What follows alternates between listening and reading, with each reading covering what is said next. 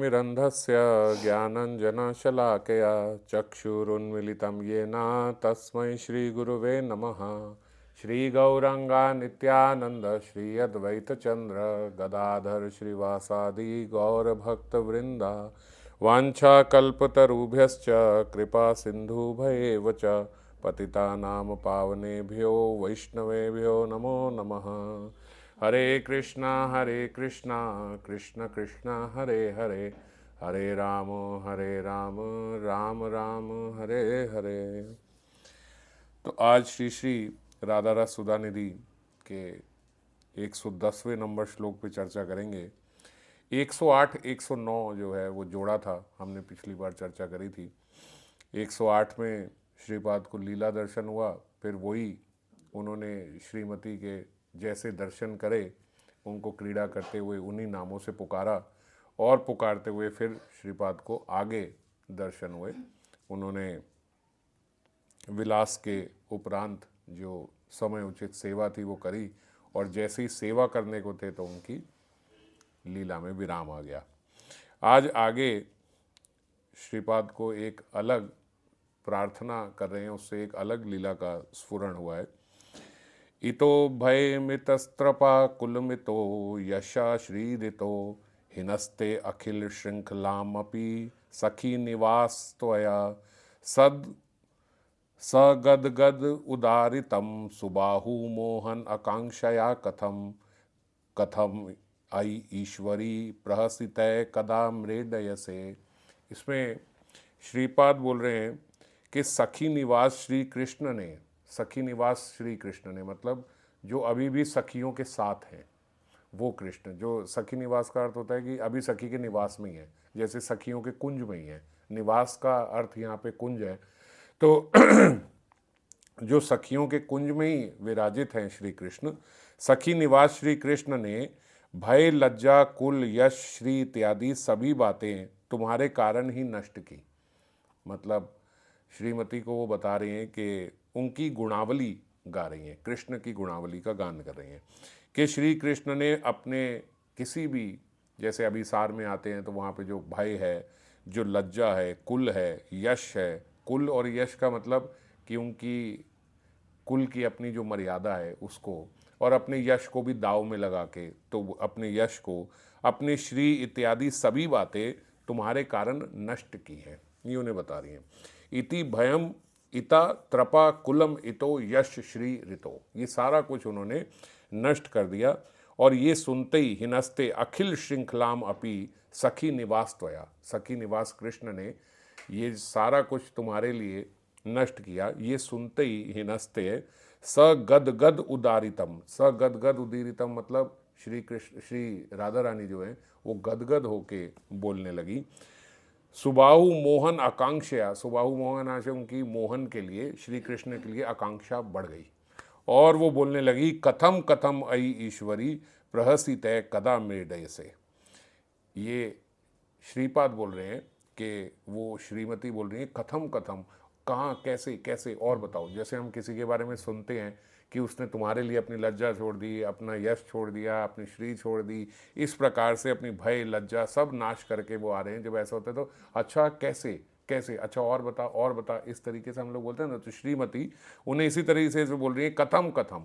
तो ये श्रीपाद बोल रहे हैं श्रीमती आप मुझे कब ऐसे बोलोगे, कथम कथम अयि ईश्वरी। अयि ईश्वरी श्री राधा रानी को संबोधन करें कि आप कथम कथम प्रहसित कदा मृडय से, ऐसा कब आप मेरे को ये बोलोगी। ये प्रहसित है मतलब थोड़ा जोकिंगली, थोड़ा ऐसे कि उत्साह में, थोड़ा ऐसे प्रहसित है कदा मृडय से कि ये कब हुआ कैसे हुआ, मुझे और थोड़ा बताओ। तो ऐसी आज उनकी इच्छा है श्रीपाद की, ऐसी वो प्रार्थना कर रहे हैं कि कब ऐसा सौभाग्य होगा कि मैं आपको श्री कृष्ण के गुणावली बताऊंगी। और जब मैं बता रही होंगी, ये कब करती है मंजरी, मंजरी ये करती है जब श्रीमती मान में चली जाती है, तो वो उस समय कृष्ण की गुणावली गाती है ना। क्योंकि जब ऐसे है कि वो साथ है तब तो वो कृष्ण और राधा के साथ सदा राधा रानी की गुणावली का गान करती हैं, और साथ होती हैं तो जैसे हमने क्रीड़ा में देखा कि क्रीड़ा में वो बोलती है अरे भैंस गाय चराने वाले कहाँ यहाँ पे आके ये गेंद खेलने लगे, इन्हें कहाँ से खेली जाएगी, इस प्रकार से वो राधा रानी का पक्ष ही लेती हैं। परंतु जब राधा रानी कई बारी मान में चली जाती हैं और कृष्ण सहारा लेते हैं मंजरियों का कि तुम अब आज इनका मान भंग करो, जब इस प्रकार से होता है तो फिर मंजरी कृष्ण की गुणावली गाती है और ऐसी गुणावली गा के उन्हें रिझा लेती है कि किशोरी जी और उत्सुक हो जाती है, और बताओ और बताओ। तो आज की यही लीला है।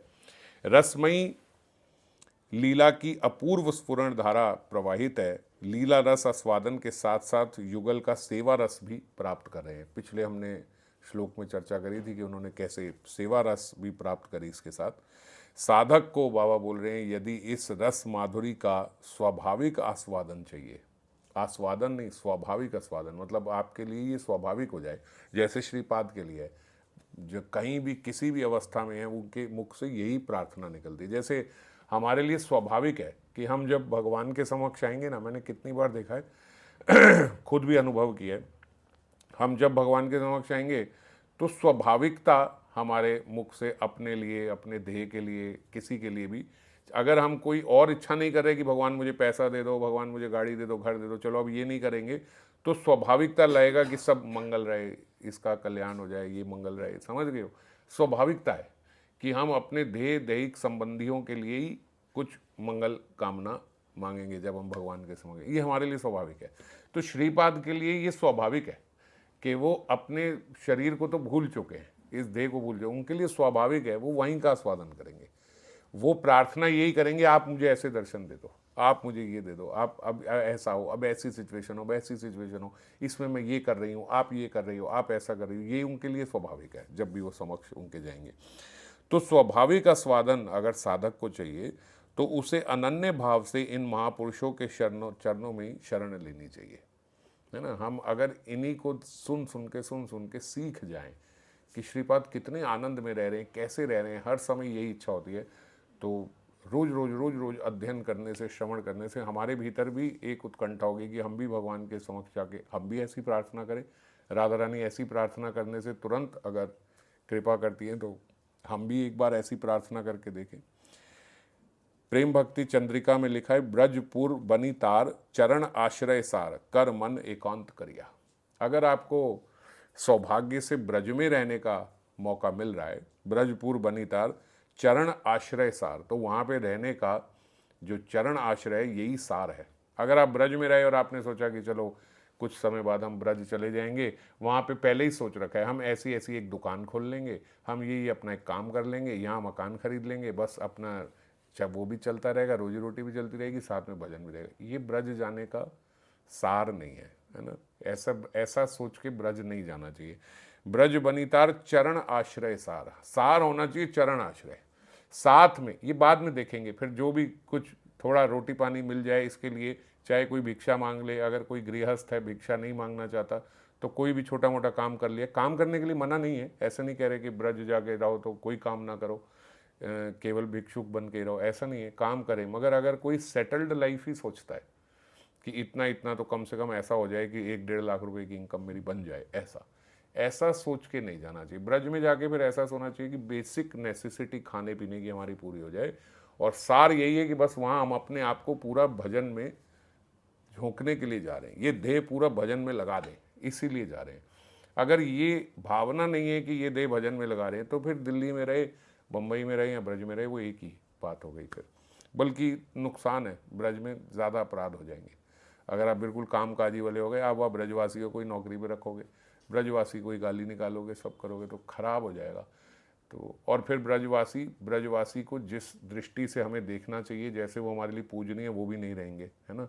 सब व्यापार जैसा ही हो जाएगा। तो इसीलिए बेसिक, मतलब जैसे आदमी सोचे कि मैं कहीं जाके छोटी मोटी अपनी नौकरी कर लूँगा, या कोई अपना प्रोफेशन है तो मैं 1-2 घंटा, जैसे कोई डॉक्टर है, कोई केमिस्ट है, मैं 1-2 घंटा बैठ के ये करके थोड़ा सा अपना कमा लिया करूँगा, मैं ये थोड़ा छोटा मोटा ये काम जानता हूँ, मैं ये करके आ जाऊँगा, बस इतनी रोजी रोटी। इस प्रकार से अगर वेल सेटल्ड बिजनेस सोच के जा रहे हैं तो फिर लाभ नहीं है, क्योंकि वहाँ चरण आश्रय सार कर मन एकांत करिया, मन एकांत रूप से भगवान के भजन में लग जाए। वहाँ फिर ऐसा ना हो कि भजन करते समय आपको दुकान और फैक्ट्री की चिंता हो रही है, ऐसा ना हो। काम ऐसा हो कि काम करते समय भी आपका चिंतन ठाकुर जी में ही लगा हुआ है कि इस समय ही दर्शन करने जाना है। ये बीच का थोड़ा सा समय होता है जब मंदिर बंद होते हैं 12 से 4, इस समय में जाके अपना कोई थोड़ा सा काम करके और ये सब इस तरीके से। ये सब नित्य सिद्ध किंकरियां हैं, जैसे श्रीपाद ने ये जो राधा रस सुधा निधि इत्यादि जो रूप गोस्वामी, रघुनाथ दास गोस्वामी पाद, ये सब जो हैं ये नित्य किंकरियां हैं। मंजरी भाव के साधक को इनके चरणों में एकांतिक शरणागति की आवश्यकता है। श्री ठाकुर महाशय कह रहे हैं यहाँ पे, बाबा ने प्रार्थना से वो गीत उठाया, श्री रूप मंजरी पदा सेई मोर संपदा एई मोर भजन पूजन। ये पूरा गीत है, आप लोग इसमें श्रवण कर सकते हो, गा भी सकते हो। श्री रूप मंजरी पदा सेई मोर संपदा, यही मेरी संपदा है। श्री रूप मंजरी पदा, आपके चरण ही मेरी संपदा है। बस मेरा धन क्या है? मेरा धन यही है, आपके चरण मेरी धन है। मतलब कि आपके मुख से जो वाणी निकली है वही मेरी संपत्ति है। सेई मोर भजन पूजन, और जो वो वाणी हम पढ़ते हैं, जैसे श्रीपाद की हम जो पढ़ रहे हैं, यही भजन है, यही पूजन है। हम यही पढ़ें, यही समझें, इसी को अपने स्वभाव में लाने का प्रयास करें। ऐसी प्रार्थना ही हम भी कर पाएँ, इनके हृदय से अपने हृदय की तंत्री मिला दें, यही भजन है, यही पूजन है। सेई मोर प्राण धन, सेई मोर आभरण, सेई मोर जीवनेर जीवन, सब यही है। यही है ब्रज वनिताओं के चरणों में एकांत शरणागति। ये एकांत शरणागति का जो अर्थ है वो यही है कि पूर्ण रूप से हमारे लिए जो इनकी वाणी है वही हमारा सम्यक रूप से हमारा धन यही बन जाए, कि बस ये मेन कार्य, बाकी सब साइड बिजनेस है। अभी हमारा मेन तो हमारा व्यापार है जो हम करते हैं, और साइड में हम लोग कथा भी सुन लेते हैं, कीर्तन भी थोड़ा बहुत कर लेते हैं, ये सब हम साइड में हफ्ते में 1 बार 2 बार ये भी कर लेते हैं। पर वैसे तो हम, आपसे पूछे आप कौन हो, आप ये नहीं बोलोगे आई एम अ डिवोटी। आपसे बोला कौन हो, आई एम अ बिजनेसमैन। आप कौन हो, मैं बैंक में नौकरी करती हूँ। आप कौन हो, मैं गृहिणी हूँ, मैं घर में काम करती हूँ, है ना। ये सब हमारे मुख से निकलेगा। हमारे मुंह से ये नहीं निकलेगा कि भैया हम कुछ नहीं है, हम ठाकुर जी के किंकर हैं, दास हैं हम बस यही करना चाहते हैं, भगवत प्राप्ति करना चाहते हैं, निकलना चाहते हैं। ये सब हमारे मुख से नहीं निकलता, क्योंकि ये स्वाभाविक नहीं है हमारे लिए। साधक दैहिक आदि का अभिमान लेकर ऐसे एकांतिक भाव से आश्रय नहीं ले सकता। अब हम लोग, मैं अपनी बात कर रहा हूँ कि ये दैहिक आदि का अभिमान हमारे भीतर जो इतना है, इस अभिमान से हम लोग एकांतिक भाव से आश्रय नहीं ले सकते। एकांतिक भाव का आश्रय मतलब आप समझ गए, कोई संसार की फिर कोई चिंता नहीं है। इस संसार में, इस देह में दैहिक संबंधियों के साथ क्या हो रहा है, ये चिंता ही में नहीं है, ये चिंतन है ही नहीं बिल्कुल। इसको बोलते हैं एकांतिक भाव से उनके शरणागत हो जाना। पर हमारा ऐसा नहीं है, हम हैं तो पूर्ण रूप से दैहिक आदि। हम जितना भजन करते हैं उस भजन के फल में भी अपना संसार मांग लेते हैं। और वो लोग क्या करते हैं कि जो संसारिक काम करते हैं वो भी इसलिए करते हैं कि भजन सुचारू रूप से चलता रहे। तो बिल्कुल उल्टी अवस्था है हमारी। हम भजन किस लिए कर रहे हैं कि संसार सही चलता रहे, वो संसार में किस लिए आते हैं कि भजन ठीक रूप से हमारा चलता रहे। इसलिए राधा किंकरी होने का अभिमान चाहिए। ये अभिमान देखो, जो अभी हम बात कर रहे थे, मैं कौन हूँ, मैं बिजनेसमैन हूँ, मैं सर्विसमैन हूँ, मैं ये हूँ, मैं वो हूँ, ये सब नहीं। मैं जो बाबा यहाँ पे बोल रहे, जैसे कई लोग वहाँ कैसे बोलते हैं, मैं गोस्वामी हूँ, मैं पंडित हूँ, मैं भजनानंदी हूँ, इस प्रकार के भाव भी नहीं चलेंगे, इतना भी नहीं चलेगा। बिजनेसमैन और ये तो छोड़ो, ये भी नहीं कि हम गोस्वामी हैं, हम पंडित हैं, हम ये भी नहीं, हम भक्त हैं, हम ये भी नहीं। हम कौन हैं? हम किंकरी हैं, हम राधा रानी की दासी हैं। मैं श्री राधा रानी की दीन दासी हूँ, ये अभिमान रहना चाहिए। और ये बोलने के लिए नहीं कि जैसे आज आप सुन लो तो आप कहो चलो अब कल से कोई पूछेगा ना तो मैं बोलूँगी मैं राधा रानी की दीन दासी हूँ। ये बोलने के लिए नहीं, हमारे मुंह से स्वाभाविक ऐसे हो जाए, स्वाभाविक। तो वो कोई पूछे लेकिन करते क्या हो, करते तो हमें अच्छा ऐसे तो समझ गए, फिर बाहर आता जी अच्छा ये करते हैं। उत्कंठामय भजन से अभीष्ट की कृपा प्राप्त होती है। इस बात को एकदम गांठ बांध लो। ये बात हर जगह बार बार अलग अलग रूप से आती है। जब तक जीव के भीतर उत्कंठा नहीं है तब तक वो भजन में आगे नहीं बढ़ सकता, तब तक उसे भगवान की क्योंकि कृपा नहीं प्राप्त हो सकती। कल हमने विस्तार से इस पर चर्चा करी थी कि कृपा ही हमें भगवान की ओर लेके जाती है। और जब भगवान की कृपा ही प्राप्त नहीं हुई तो वो व्यक्ति ऐसे है कि जैसे एक सीढ़ी लगा के चांद पे पहुंचने का प्रयास कर रहा है ना। तो कितनी लंबी सीढ़ी ले लोगे, कितनी लंबी सीढ़ी? कभी चांद पे पहुंच सकते हो? नहीं पहुंच सकते। उस पे जाने के लिए हमें कृपा ही चाहिए। अगर एक, जैसे आपने कभी एक्सपीरियंस किया हो तो जैसे समुद्र की लहरें होती हैं, वहाँ पे अगर कोई व्यक्ति बीच में चला जाए तो वो वहाँ से बाहर नहीं निकल सकता जब तक कोई नाव में जाके उसको हाथ दे के खींचे नहीं। वो अपने आप से नहीं निकल सकता क्योंकि इतनी तेज लहरें वहाँ पे चलती हैं, है ना। कोई आपको आसरा चाहिए, कोई रस्सी चाहिए, कोई हाथ चाहिए, ये पकड़ के मुझे खींच ले, इसको कृपा बोलते हैं। जब गुरु यहाँ पे आते हैं इस भव सागर में और हमें हाथ पकड़ के खींच लेते हैं, संत आते हैं, महात्मा आते हैं, हमें हाथ पकड़ के, ये जैसे श्रीपाद अपनी वाणी से, गुरुदेव अपनी वाणी से दीक्षा मंत्र दे के, सब कुछ दे के, अपने परिवार में हम लोगों को सम्मिलित करके कैसे पकड़ के खींच लिया इस भाव सागर, तो ही जीव जा सकता है। अगर वो कहे मैं खुद चला जाऊंगा तो वो नहीं जा सकता। वो तो बोलते, उदाहरण ऐसा शास्त्रों में दिया जाता है कि जैसे एक बौना व्यक्ति ये सोचे कि मैं कूद मार के चांद को पकड़ लूंगा, है ना, ऐसे हम सोचे कि हम अपने साधन से चले जाएंगे, नहीं होगा। हमारी उत्कंठा देख के करुणामयी के हृदय में करुणा विगलित हो जाती है और वो गुरु रूप से हमारे समक्ष आके हमें पकड़ के ले जाते हैं जब हमारी जीव की उत्कंठा होती है। कई कई प्रकार से हमने चर्चा करी, जैसे हमने एक पहले उदाहरण से चर्चा करी थी कि बच्चा थोड़ा सा रोता है तो माँ कुछ दे देती है, चुप करा देती है, कुछ करा देती है। जब वो ऐसे पूरी उत्कंठा से रोता है कि नहीं माँ ही चाहिए, अब और किसी चीज़ से मैं चुप होने वाला नहीं हूँ, जब ऐसा रोता है तो फिर माँ उसको सब कुछ छोड़ के गोदी में उठा लेती है ना। तो ऐसी उत्कंठा जब हमारे भीतर हो जाएगी तब भगवान कृपा करके हमें ले जाएंगे। बाबा ने उदाहरण बड़ा सुंदर दिया कि यहाँ तक कि माँ यशोदा जो है वो भी जब तक उत्कंठा विहीन चेष्टा कर रही थी कि श्री कृष्ण को बांध दे, ये दामोदर मास ही चल रहा है, इस दामोदर मास में है ही एक लीला कि ठाकुर जी को उनके उदर से, दाम यानी रस्सी, उदर, रस्सी से उनके उदर में बांध दिया, इसको दामोदर बोलते हैं। तो भगवान ने श्री कृष्ण को बांध दिया, यही इसी से ये जो मास है ये प्रचलित है, दामोदर मास।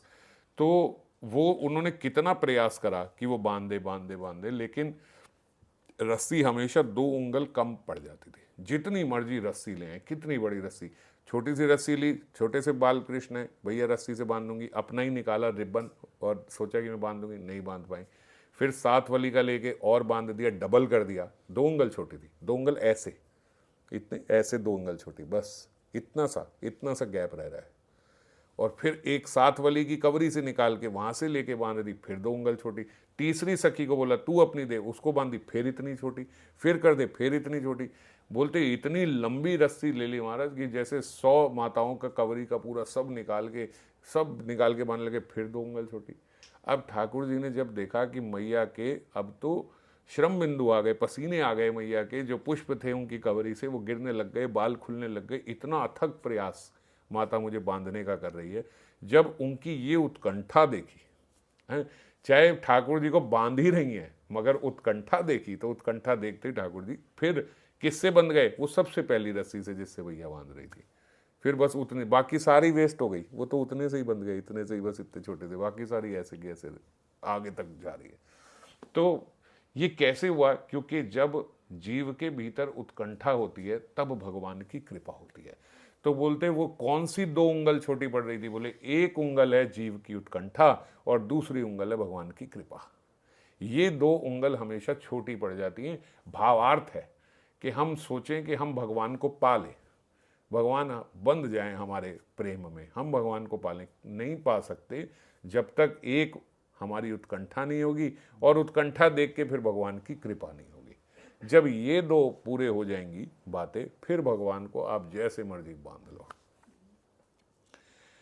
इधर श्रीपाद की कैसी विपुल उत्कंठा है। अब देखो श्रीपाद को जब भी लीला का स्फुरण हुआ है, ऐसे नहीं कि वो चाय के टेबल पे बैठे हैं, बिस्कुट खा रहे हैं साथ में और सोचा श्रीमती आज मेरा मन हो रहा है कि मैं आपको ऐसे देखूं और श्रीमती ने उनके हृदय में स्फुरण, ऐसा नहीं है। रुदन है, उत्कंठा से बहुत रुदन हो रहा है और हर बार ऐसी उत्कंठा की ऐसे लगता है बस अब मिलेगा ही नहीं, मेरा सर्वस्व चला गया। जैसे ही मेरी लीला में विराम आया मेरा सर्वस्व चला गया, अब रहा ही नहीं कुछ इस जगत में, मैं रह ही नहीं सकता। इस प्रकार से जब रुदन और उत्कंठा होती है तब उनके हृदय में वो स्फुरण होता है। हम लोग तो बैठे खाना खाते खाते बात करते हैं कि हाँ राधा रानी की कृपा ऐसे हो जाए, ये करे, अपना साथ में खाए जा रहे हो, अरे गरम देना जरा से बात, ये बात ऐसे नहीं होती। उसके लिए सब छूट गया, कुछ अच्छा नहीं लग रहा, ये सारा संसार ब्लैक एंड वाइट, कुछ रंग ही नहीं है इस जगत में, केवल वहीं रंग दिख रहे हैं। इस प्रकार से जब उत्कंठा हो तब वो कृपा होती है। हाँ राधे तुम्हारी वे अद्भुत रूप माधुरी में कब देखूंगा, कृपा करके मुझे लीला राज्य में ले चलो। देखते देखते उन्हें लीला की स्फूर्ति हुई। सामने देखते हैं एक मधुर कुंज भवन है, एक कुंज है, कुंज में एक भवन बना हुआ है, उसमें एक माधवलता का कुंज है, ये जिसमें श्रीमती वहाँ पे बैठी हुई हैं। ये श्रीपाद देख रहे हैं, अभी उनको लीला स्फुरण प्रारंभ हुआ तो देख रहे हैं कि एक कुंज है, माधवलता का कुंज है, और वहाँ पे श्रीमती जो है अंदर बैठी हुई हैं। और अंदर बैठे हुए उन्हें कैसे दर्शन हो रहे हैं श्रीमती के, कि वो मान में है। श्रीमती मान में जब बैठती है ना, देखते ही मंजरी को पता लग जाता है। क्यों? वो अपनी सारी नीली चूड़ियाँ उतार देती हैं, अपने भीतर से जितने भी नीलियों के चुन्नी लियो कुछ लियो वो सब। हमेशा मंजरी जब भी श्रृंगार करती है किशोरी जी का, कोई ना कोई एक चीज़ नीली वस्तु जरूर देती है। नीला कमल हाथ में पकड़ा होता है, नील कमल हाथ में पकड़ा होता है, ये सब वो सब नीली चीज़ उतार देती है कि मुझे कुछ भी कृष्ण वर्ण का नहीं चाहिए, ताकि मुझे इनकी याद ना आए। एकदम ऐसे करके और पूरा घूंघट लेके उल्टे होके बैठ जाती है वो। तो जब उल्टी तरफ मुंह करके, द्वार की तरफ मुंह करके नहीं, द्वार से ऑपोजिट साइड मुख करके बैठ जाती है। तो जैसे ही आप जाओ और श्रीमती के ऐसे दर्शन हो कि उनकी पीठ दिख रही है, मुख नहीं दिख रहा, उल्टी बैठी है, समझ जाओ श्रीमती मान में है आज। तो किशोरी जी मान में है, और मान का कोई कारण जानता नहीं है। और बाबा इसमें बोलते हैं कि संभवतः कोई कारण होता भी नहीं है। जनरली मान जो होता है वो बिना किसी कारण के ही होता है। जैसे इस प्रेम की तुलना सर्प से की गई है कि स्वाभाविक उसकी कुटिल गति है। स्वाभाविक, जैसे सांप कभी सीधा नहीं चलता, ऐसे ऐसे ऐसे ऐसे ही चलता है, ये स्वाभाविक है। इंसान चलेगा सीधा चलेगा, अगर टेढ़ा मेढ़ा चलेगा आप बोलो कि क्या शराब पी रखी है, कैसे चल रहा है ना, क्योंकि वो उसकी स्वाभाविक गति नहीं है। इंसान ऐसे ऐसे ऐसे चले, मगर सांप की स्वाभाविक गति है कि वो ऐसे चलेगा। तो ऐसे ही बोलते श्रीमती का जो प्रेम है उसकी स्वाभाविक गति कुटिल है, ऐसे ऐसे ही होगा। कभी मान में आ गई, कभी कुछ हो गया, कभी मान में आ गई, उसका कोई रीजन नहीं है, ऐसे ही है। तो आज श्री कृष्ण ने श्रीमती के मान तुष्ट करने के लिए सखियों की शरण ली है।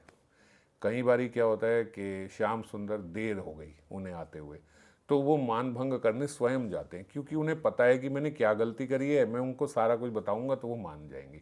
कई बार क्या है, मान इतना अकारण होता है कि श्याम सुंदर कंफ्यूज है, मैं क्या बोलूं जाके, मैं किस चीज़ के लिए सॉरी बोलूं, मुझे ये भी तो नहीं पता ना। हाँ मान लो श्याम सुंदर कहे अच्छा मैं सॉरी बोल दूंगा, वो कहे किसके लिए, अब मुझे पता ही नहीं है। मान किस लिए है वो बताएंगी नहीं, क्योंकि अभी वो मान में है। जब तक वो मान में है तब तक ये नहीं पता लगा सकते मान किस लिए, और हमें पता नहीं कि गलती क्या है। तो क्या करें कृष्ण, फिर वो सखियों के पास जाते हैं, तुम जाके पूछो तो सही कि क्या हुआ। जैसे हम कई बार एक थर्ड पर्सन लेते हैं ना, भाई तू जाके बात कर, बता क्या है, तो सखियों की शरण लेते हैं। और जब सखियों के पास जाते हैं तो सखियां जानती हैं कि इस विषय में तो किंकरी की विशेष दक्षता है, एक्सपर्ट जो है इस विषय में किंकरी हैं। तो सखियां जो हैं वो कृष्ण को वहीं रोक लेती हैं कि तुम यहीं ठहरो, हम किंकरियों को भेजती हैं, ये पता लगा के आएंगी कि क्या बात है, और उनका मान भंग करके आएंगी। तो उसके लिए किंकरी को नियुक्त करके वहाँ पे भेजा। श्रीपाद को आज किंकरी रूप में भेज रही हैं। श्रीपाद वहाँ पे जा रहे हैं, सोच रहे हैं कि आज मैं क्यों ना राधा रानी के सामने, अब क्योंकि किंकरी को भी नहीं पता कि मान किस लिए, बल्कि या यूं कहो कि किंकरी को तो पता है कि मान अकारण है। तो ये उसे पता है, तो ये पता लग ही नहीं सकता कि क्या कारण है, क्योंकि किंकरी जानती है कि आज मान अकारण ही हुआ है। तो जब अकारण हुआ है तो वो कहती है अब मैं क्या करूं, तो वो दक्ष है ना, वो उस समय सोच लेती है कि कुछ करने की जरूरत नहीं है, रीज़न पूछने की जरूरत ही नहीं है। हम क्या करती हैं, श्रीमती के समक्ष जाके श्री कृष्ण की गुण माधुरी का कीर्तन करेंगे, तो श्रीमती के भीतर रस का संचार होगा। ये सबसे बढ़िया बात क्या है कि आप व्यक्ति में इतनी उत्कंठा पैदा कर दो कि वो अगर हो भी कुछ तो भूल ही जाए कि क्या है क्या नहीं, उसके भीतर इतनी उत्कंठा आ गई। तो श्री कृष्ण अखिल गुण रत्नों की खान हैं, पर वे ये मंजरी सोच रही है कि श्री कृष्ण जो है उनमें कितने सारे गुण हैं, पर वे श्री राधा के लिए सब कुछ त्याग कर उनके प्रति एकांत भाव से अनुरक्त हैं। श्री कृष्ण के इसी राधा अनुरक्ति वाले गुण की बात कहकर आज मैं श्रीमती का मान भंग करूंगी। अब वो पहले सोच रही है कि कौन से, तो वो भी कृष्ण का चिंतन करे कि देखो ना, सब कुछ छोड़ के वो केवल इन्हीं के लिए अनुरक्त हैं। ये हम देखते हैं कि उनका अनुराग केवल इन्हीं से और किसी से नहीं है। तो आज मैं इसी बात का उनको याद दिलाऊंगी। आज मैं इसी बात की, उनकी गुणावली का चिंतन करूंगी। किंकरी जाके श्रीमती से कहती है, हे श्री राधे, ये ब्रजराज नंदन ने अखिल गुण रत्न मणि की ना खान है। हमारे जो कृष्ण है वो कुछ नहीं बोल रही हैं, श्रीमती मान में है बस। और किंकरी कैसे जाती है कि उसे पता ही नहीं है कि श्रीमती मान में है, वो ये जाके नहीं बोल रही। जनरल जाके जैसे हम बात करते हैं ना, वैसे वैसे यार श्रीमती, एक बात है किशोरी जी, ये कृष्ण जो है ना, ये एकदम ऐसे हैं कि इनके अंदर कितने गुण हैं, कोई उसकी गणना नहीं कर सकता। खान है जैसे ये अखिल गुणों की। श्रीमती कुछ भी नहीं बोल रही क्योंकि वो तो मान में है अभी। और बोलते ऐसा होते हुए भी मैं कितनी हैरान हूं कि वो इतना आपके प्रेमाधीन है, इतने आपसे प्रेम करते हैं, सबको छोड़ के सारी ब्रज सुंदरियां जो हैं वो उनसे प्रेम करती है, मगर किसी के समक्ष नजर ना डालकर वो केवल आप ही के अधीन हुए रहते हैं।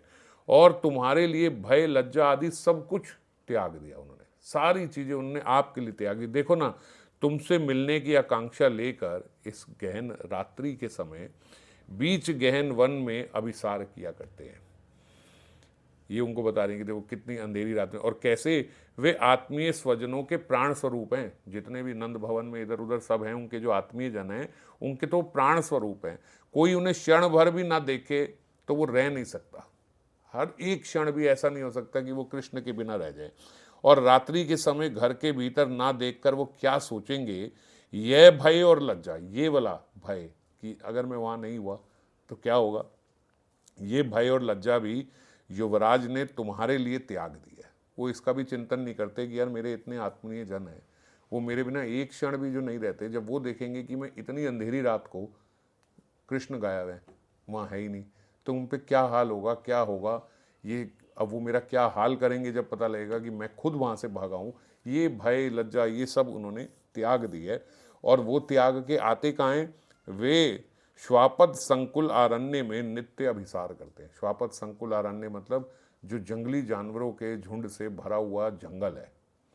श्वापद मतलब जंगली जानवर, संकुल मतलब उनका झुंड, तो श्वापद संकुल जहाँ जंगली जानवर घूमते हैं, ऐसे अरण्य में, ऐसे वन में नित्य अभिसार करते हैं। हे श्री राधे, वे श्री नंद महाराज के सुनिर्मल यश श्री कुल के रत्न स्वरूप हैं। मतलब उनका जो इतना बड़ा परिवार है, जो इतना प्रतिष्ठित परिवार है नंद बाबा का वहाँ पे, वो उसकी रत्नमणि है।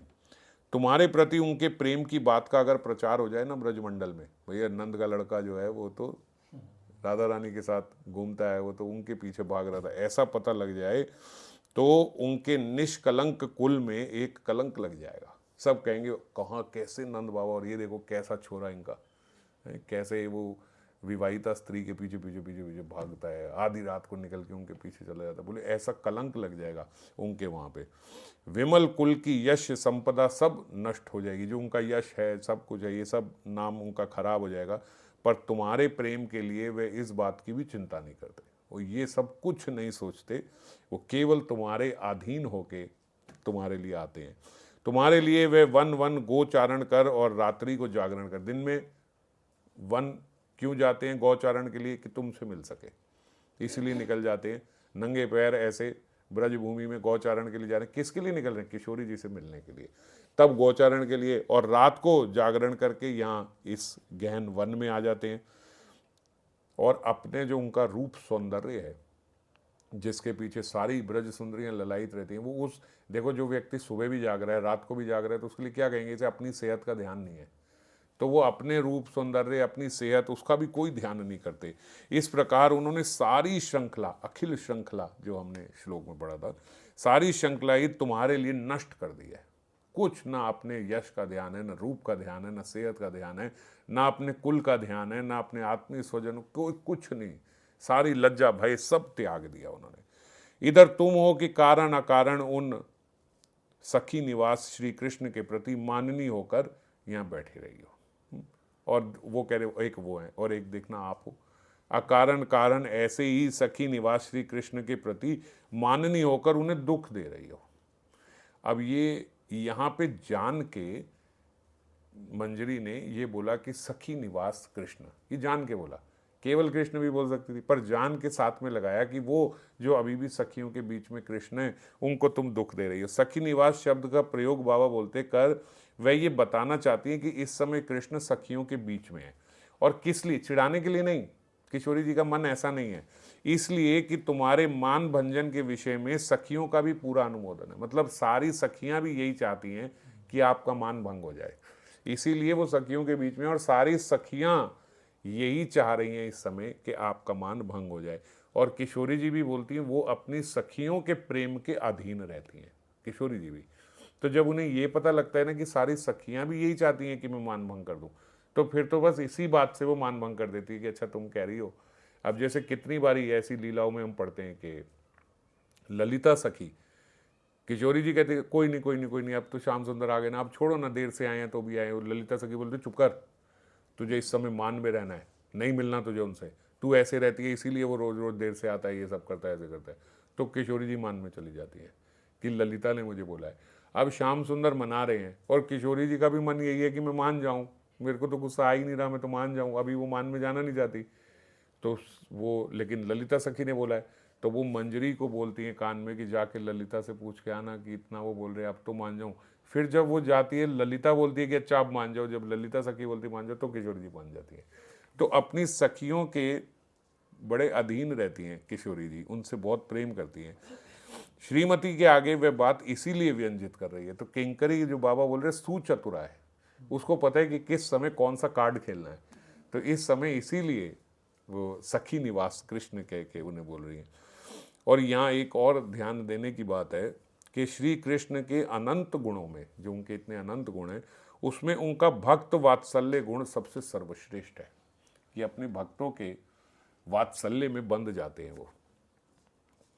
वे भक्त के प्रेम भक्ति के अधीन होकर लोक दृष्टि से विगर्हित कार्य भी किया करते हैं। मतलब जो लोक दृष्टि में ऐसा कार्य है कि यार ये तो एक सभ्य व्यक्ति को नहीं करना चाहिए, ये तो किसी जेंटलमैन को नहीं करना चाहिए, ये तो किसी धार्मिक व्यक्ति को ऐसा तो नहीं करना चाहिए, वो कार्य भी कर जाते हैं अपने भक्त के अधीन होकर। जैसे हम कितनी उनकी सखाओं की जो यहाँ पे हैं, उनकी अष्ट सखा जो थे, उनकी जब लीला सुनते हैं कि वो लघु शंका कर रहे हैं, भगवान तब भी उन्हीं के ऊपर बैठे हुए हैं, उनको खुद ही बोल रहे हैं, वो कह रहे हैं अरे आप हमारे ऊपर से हटो, हमें लघु शंका आई है, वो घोड़ा बना हुआ है, भगवान उसके ऊपर बैठे। भगवान बोले तो घोड़ा बना है ना, तो घोड़ा कहीं जाके बाथरूम में लघु शंका करता है, घोड़ा तो जहाँ आता है वहीं कर देता, तो फिर यहीं कर, जब घोड़ा बना है तो घोड़ा ही बना। तो ऐसे ऐसे भगवान चोरी करते हैं दूसरों के खेतों में जाके चोरी करते हैं, पेड़ के ऊपर चढ़ते, किस लिए? अपने सखाओं का, अपने भक्तों का आनंद वर्धन करने के लिए। तो ऐसे कोई कहे कि भगवान ऐसे कहेंगे कि चल चल उसके खेत में चल के चोरी करके आते हैं, ऐसे भगवान कहेंगे? पर भगवान अपने भक्तों के आनंद के लिए ये सब कुछ करते हैं। एक यहाँ पे उदाहरण दिया गया, कीना बोले कीना करे भक्तेर कारणे, भक्त लागी बाली बधे सुग्रीव स्थाने। क्या क्या करते थे भगवान? कीना बोले, क्या नहीं बोलते और क्या नहीं करते भक्तों के कारण। भक्त लागी, भक्त के कारण ही उन्होंने बलि बधे सुग्रीव स्थान है, सुग्रीव की जगह सुग्रीव के साथ जाके बलि को उसी के स्थान में वहां पे मार दिया। और कैसे मारा? छुप के, दो लोग युद्ध कर रहे हैं और पीछे से छुप के आपने तीर मार दिया। तो ऐसे कोई बोलेगा कि ऐसे तो नहीं करना चाहिए, पर अपने मित्र के कारण। हालांकि उसका एक अलग एस्पेक्ट भी है कि बलि जो है, वो बलि ने सुग्रीव की पत्नी को बलपूर्वक अपने पास रख लिया था। तो और भगवान ने जब बलि को मारा, बलि ने पूछा कि आपने मुझे ऐसे क्यों मारा कि दो लोग, आप मेरे से युद्ध करने आते तो मारते। तो उन्होंने बताया कि जो ऐसा व्यक्ति है कि वो अपने छोटे भाई या अपने पुत्र या इनकी ऐसे अपने शिष्य, अगर इनकी पत्नी जो है वो उसकी पुत्री के समान है, अगर वो उसकी पत्नी पे कुदृष्टि डालता है तो फिर वो वध कर देने लायक है, चाहे कैसे भी। और ऐसे ही जो अपने गुरु, अपने बड़ी भाई ऐसे किसी की पत्नी पे भी कुदृष्टि डाले तो वो उनकी माता के समान है, तो उसका भी वध करना कैसे भी अलाउड है। तो इसीलिए उन्होंने बोला कि मैंने आपको पीछे से तीर मार के कोई अधर्म का कार्य नहीं किया। पर ये हायर जो इतना धर्म और ये जब जानते हैं, नहीं तो हम लोग ऐसे देखते हैं ना कि भैया दो लोगों की लड़ाई और पीछे से छुप के राम जी ने तीर मार दिया। ऐसा क्यों कर दिया? बोले क्योंकि भक्तवत्सलता में वो कुछ भी कर देते। ये एक भगवान का अलग एस्पेक्ट है कि वो कभी भी अधर्म नहीं करते, वो उसमें धर्म होता ही है, वो कर लेते। ज्वलंत अनल कृष्ण भक्त लागी खाए। अब ये देखो, जब हम ब्रज में देखते हैं कि उन्होंने जब जंगल में आग लग गई थी तो वो सारी आग अपने मुंह में, जबकि ब्रज में वो कभी ऐसा नहीं दिखाते कि मैं साक्षात मैं ही हरि हूँ, लेकिन जब ऐसी नौबत आई तो सारी आग अपने मुंह में डाल ली। बाद में हेर फेर कर दिया बातों को कि नहीं नहीं वो तो ऐसे था वैसे था ये हो गया था, मगर उस समय सारी आग अपने मुंह में ले ली। भक्तेर किंकर है आपन इच्छा है, ये भक्तों के दास अपनी इच्छा से ही है, अपनी इच्छा से भक्तों के दास बने रहते हैं। तो भगवान भक्त के लिए लोक दृष्टि से जो निंदनीय कार्य भी होता है वह भी उनकी अखिल गुणावली का श्रेष्ठतम महागुण है, वो भी कर जाते हैं। वो ये उनकी जितनी भी अखिल गुणावली है उसका सबसे श्रेष्ठतम गुण ये है कि अपने भक्त के लिए फिर वो विचार नहीं करते क्या धर्म क्या अधर्म, वो उसके साथ ही हो जाते हैं। तुम्हार कृपाए तुम्हार कराए निंदनीय कर्म, आपकी कृपा ही आपसे ऐसा निंद कार्य करा देती है। श्री राधा रानी में ऐसे ही जब भीष्म पितामह का भी आता है, भीष्म पितामह ने कहा कि मैंने प्रण लिया है कि मैं अर्जुन को छोड़ूंगा नहीं, और उन्होंने कहा कि मेरा प्रण है, तो उन्होंने कहा मेरा प्रण ये है कि जब तक कृष्ण हथियार नहीं उठाएंगे तब तक वो बच नहीं सकते, यहाँ तो कृष्ण को अपनी प्रतिज्ञा तोड़नी पड़ेगी, नहीं तो मैं आज अर्जुन को और इन पांचों भाई को मार दूंगा। अब भीष्म पितामह अर्जुन को मारने में सक्षम थे, और वो क्या कह रहे हैं कि यहाँ तो वो उठा ले, अब वो उठा नहीं सकते क्योंकि कृष्ण ने भी प्रतिज्ञा ली है कि मैं इस युद्ध में हथियार नहीं उठाऊंगा। तो क्या हुआ, अपने भक्त के लिए उन्होंने वो रथ का पहिया उठा लिया। अब भगवान ने ये कहा कि मैंने तो रथ का पहिया उठाया, हथियार तो नहीं उठाया, पर लोक दृष्टि से देखा जाए तो जो भी चीज मारने के लिए उठाई है वो हथियार है। आपने पत्थर उठाया मारने के लिए, तो आप ये तो नहीं कहोगे मैंने हथियार नहीं उठाया मैंने पत्थर उठाई है, पर आपने पत्थर या ईंट मारने के लिए उठाया तो उस समय वो हथियार हो गया, है ना। तो भगवान ने ऐसे दो बातें करके कि भैया मेरा तो टूटा नहीं, मैंने तो चक्र उठाया, और वो कहे जो मारने के लिए उठाया वो हथियार है, तो वो कहे मैंने मारा भी नहीं। फिर वो मैंने मारा कौन सा, मैंने पहिया उठाया, और अगर आपको मारता तो वो हथियार कहलाता, पर जब तक मारा नहीं तब तक हथियार नहीं है, तब तक तो पहिया ही है। मैंने ईंट उठाई, आपको मारी नहीं, लगा दी घर बनाने के लिए, अब आप ये तो नहीं कहोगे हथियार उठा के लगा दिए घर बनाने के लिए। समझ गए, तो भगवान है। भगवान अपनी बात भी रख लेते हैं कि भैया मेरी बात भी रह गई, लेकिन देखा जाए तो अपने भक्त के लिए अपनी प्रतिज्ञा भी तोड़ देते हैं कि चलो इसका भी बात बन जाए। तो श्री राधा रानी जो हैं वो जब वो अपने भक्त वात्सल्य में सब कुछ कर सकते हैं, तो राधा रानी तो बोले प्रेम की पराकाष्ठा है। इसीलिए उनके लिए तो कृष्ण का ये सारी अखिल श्रृंखला जो भय और ये सब लज्जा इत्यादि श्री ये सब हैं, ये त्यागना तो बोलते हैं उनके लिए भक्त वश्यता रूपी महागुण को ही जानना होगा, क्योंकि भक्त वश्यता ही है, और ये तो भक्तों में शिरोमणि है राधा रानी, तो ये स्वाभाविक है उनके लिए सबको त्यागना। अपने पति श्री कृष्ण की वश्यता गुण की बात सुनकर, अब जब किशोरी जी ने ये सब सुना, जो मंजरी बता रही थी ये सब सुना, तो ये सुनकर मानवती श्री राधा रानी के अंतर श्याम सुंदर को प्राप्त करने की अब विपुल आकांक्षा जागृत हो गई कि अच्छा इतना इतना इतना मेरे लिए करते हैं वो। तो श्रीमती का मान जो है धीरे धीरे धीरे धीरे अब शांत होता चला जा रहा है। श्री वदन पर सरस हास्य मंजरी विकसित हुई, अब उनके अब मुस्कान आ गई, अब स्माइल आ गई है उनके चेहरे पे। कृष्ण से मिलने की आकांक्षा से गदगद कंठ में कह रही हैं अच्छा किस तरह कैसे आते हैं क्या करते हैं, और बताओ। अब वो और पूछना चाह रही है कि ये सब मेरे लिए करते हैं, केवल मेरे लिए वो इतना कुछ करते हैं। अच्छा मेरे लिए, जब हम ऐसा सुनते तो हम कहते हैं जरा, हम बोलते ये थोड़ा विस्तार से बताना, ऐसे बस तू बताए जा रहे विस्तार से कि क्या किया, क्या मेरे लिए ऐसा किया, ऐसा और उनसे पूछ रहे हैं। वे ऐसा कह कर कि और बताओ किस तरह किया कैसे किया कहकर श्याम के सर्वस्व त्याग रूपी गुणावली की बात जो है वो किंकरी से बार बार पूछने लगती है। जो उन्होंने सर्वस्व अपना त्याग दिया उसकी बात बार बार पूछ रही है। श्री कृष्ण की गुण माधुरी की बात सुनकर मानो उनकी पिपासा शांत होती चली जाए, जैसे कोई प्यास थी और वो बुझती जा रही है, वो जैसे जैसे बोल रही है। मर्मी किंकरी भी श्रीमती की श्रवण लालसा जानकर सुनिपुण शिल्पी की तरह, जैसे कोई बढ़िया कलाकार होता है एक ड्राइंग बनाता है, ऐसे बोल रहे श्री कृष्ण रूपी गुण माधुरी की बढ़िया सी उन्होंने श्री राधा रानी के चित्त पे वो ड्राइंग बना दी है एकदम कि ऐसे हैं श्याम सुंदर। श्री कृष्ण गुणावली श्रीमती का कर्ण भूषण है। श्री कृष्ण के गुण सुनना यही बोलते हैं, उनके कानों के आभूषण हैं, उनके कान सदा यही सुनना चाहते हैं। जैसे हम कथा को रसायन बोलते हैं, हृत रसायन। कर्ण रसायन। उनके कर्णों और मन में प्रबल अतृप्ति अब बढ़ती जा रही है कि अब और बता उनके बारे में। इसीलिए वे किंकरी से प्रश्न करती जा रही हैं। अच्छा ये कैसे, अच्छा हम कई बार ऐसे, अच्छा मेरे लिए थोड़ी करते हैं ऐसे, तो वो सबके लिए करेंगे। अच्छा वो गौचारण पे जाते हैं, वो तो अपने सखाओं से खेलने के लिए जाते हैं, मेरे लिए कैसे जाते हैं? फिर वो बताती है अच्छा वो तो अपने सारे सखाओं को, सारी गौओं को छोड़ के तो बीच में आपसे मिलने आ जाते। तो इस प्रकार से और प्रश्न करती जा रही हैं, और किंकरी भी स्वामिनी की अभिरुचि समझकर और आगे वर्णन किए जा रही हैं। वर्णन करते करते करते सहसा उनकी स्फूर्ति में विराम आ गया, और जब स्फूर्ति में विराम हुआ तो श्रीपाद साधक आवेश में फिर वही विपुल आरती के साथ, केवल आरती कभी नहीं लिखते, विपुल आरती के साथ इस लीला दर्शन के लिए प्रार्थना करें कि कब ऐसा होगा कि आप मेरे से ऐसे ऐसे ऐसे पूछोगी और मैं और कृष्ण की गुणावली बताऊंगा, ऐसे करें। तो आगे हम कल फिर 111 नंबर श्लोक पे चर्चा करेंगे।